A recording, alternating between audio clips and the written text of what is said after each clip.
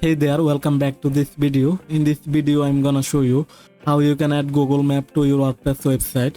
First, go to maps.google.com.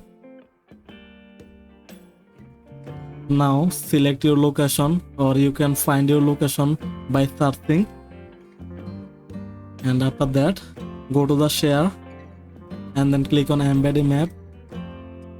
Now copy the HTML.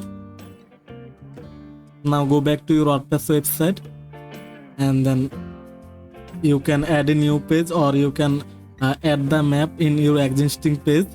Just click on edit page, just click on plus icon, and then here select the custom HTML. Here paste the embed code, click on save. Now let's preview the page, and on the bottom here you can see the map is added. So that's how you can add Google Map to your WordPress website. Hope that this video helped you out. If this video helped you, hit the like button and subscribe the channel. Thanks for watching.